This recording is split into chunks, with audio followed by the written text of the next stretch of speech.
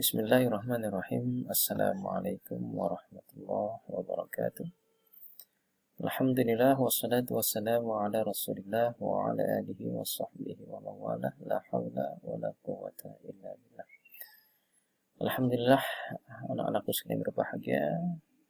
Pada kesempatan kali ini kita dapat bertemu kembali, dipertemukan kembali oleh Allah Subhanahu wa taala dalam melanjutkan materi kita, yaitu Al-Quran Hadis, dengan tema pengertian tajwid, keutamaan, dan hukum mempelajari ilmu tajwid tersebut.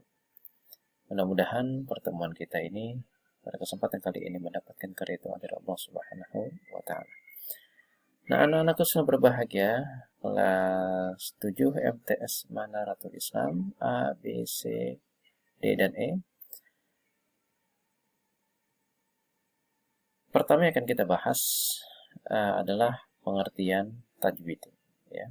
Walaupun sebelumnya juga kita sudah bahas, ya, tapi di sini kita akan menjelaskan kembali, ya, biar kita lebih paham apa sih arti tajwid itu. Ya. Secara logoh, secara bahasa, kata tajwid berarti tahsin, ya, tahsin. Asal kata dari hassana yuhassinu tahsinan.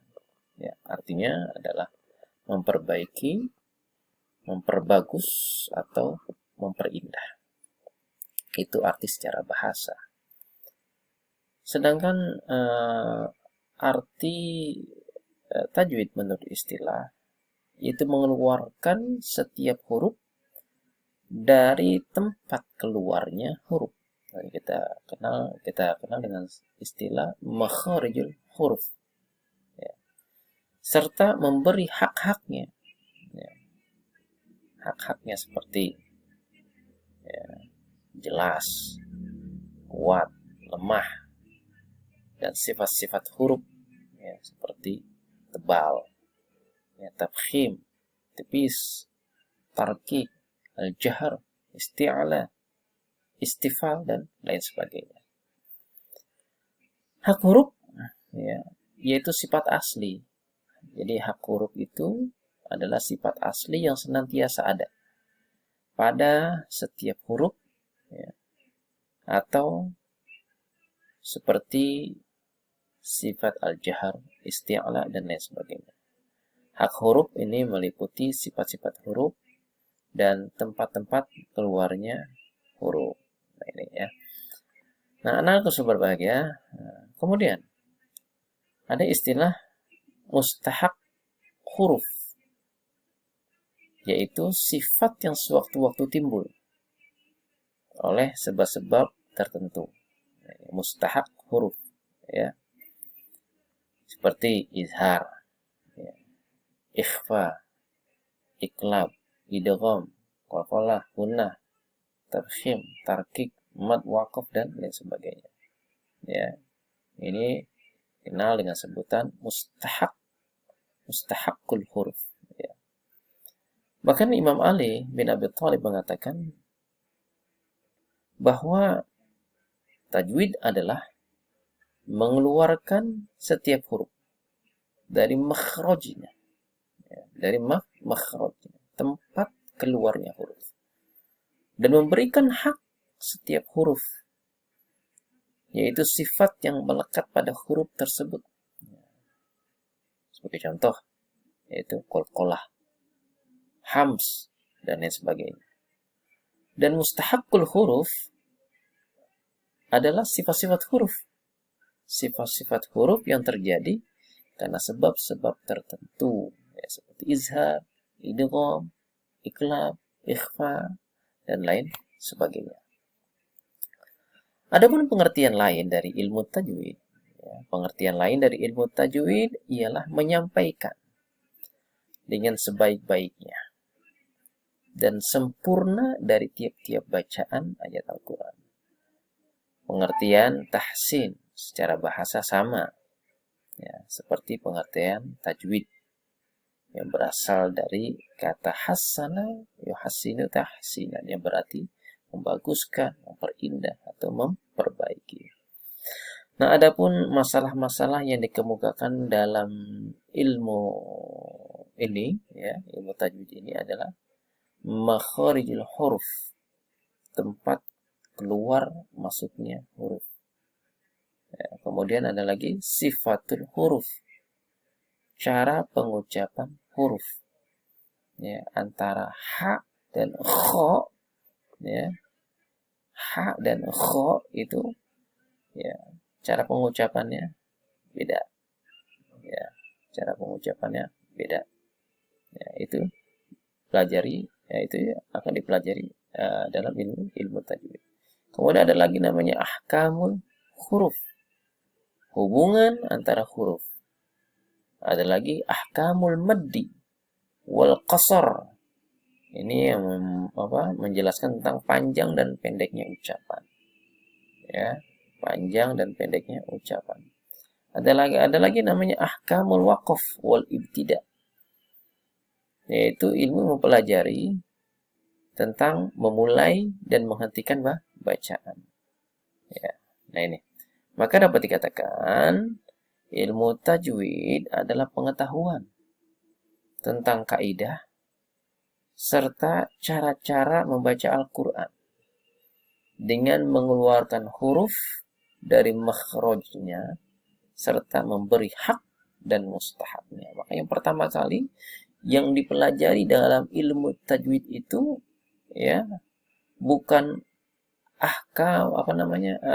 yang dipelajari itu bukannya ahkamul huruf, ya, tetapi dipelajari pertama kali adalah ilmu tajwid adalah makharijul huruf, tempat keluarnya huruf, ya, itu. Kemudian sifatul huruf. Nah, ini yang pertama. Jadi sebelum kita melangkah lebih jauh, maka yang pertama kali akan kita pelajari dalam ilmu tajwid pertama adalah makharijul huruf dan sifatul huruf. Ya, jadi jangan sampai ada kekeliruan di dalam kita melafazkan huruf-huruf Al-Quran. Karena kalau salah dalam penyebutan, maka itu sudah mempengaruhi daripada arti kata itu sendiri. Itu, ya. Kalau sampai kita salah mengucapkan, berarti kita akan mendapatkan dosa. Itu. Nah, anak-anakku semua berbahagia. Rasulullah Shallallahu Alaihi Wasallam beliau pernah bersabda, khairukum man ta'allama al-Quran wa 'allamahu. Sebaik-baiknya kamu adalah orang yang belajar Al-Quran dan mengajarkannya. Hadis ini diriwayatkan oleh Imam Muslim. Kemudian yang kedua adalah apa sih tujuan dan keutamaan kita mempelajari ilmu tajwid? Ya. Tujuan mempelajari ilmu tajwid adalah agar kita dapat membaca ayat-ayat Al-Quran secara betul, secara fasih, ya, secara fasih sesuai dengan yang diajarkan oleh Rasulullah Shallallahu Alaihi Wasallam, serta dapat memelihara lisannya dari kesalahan-kesalahan ketika membaca Al-Quran. Juga agar dapat memelihara bacaan Al-Quran dari kesalahan dan perubahan, serta memelihara lisan atau mulut dari kesalahan membaca. Ya. Seperti kita dalam membaca surah An-Nas misalkan. Ya. Qul a'udzu birabbin nas. Qul, ya, bukannya kul, ya. Kalau kul, ya, itu sudah salah di dalam pengucapan. Salah pengucapan sudah berarti salah arti. Itu. Kalau kul katakanlah, tapi kalau kul makanlah. Masa makanlah, aku berlindung dari Tuhan yang manusia.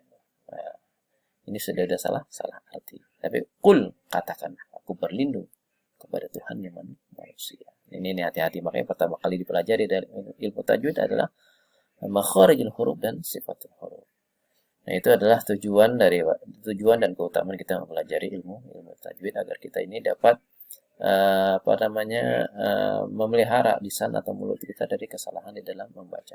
Kemudian yang ketiga adalah hukum mempelajari ilmu tajwid. Nah, hukum mempelajari ilmu tajwid adalah hukumnya mempelajari ilmu tajwid adalah fardu kifayah. ya fardu kifayah.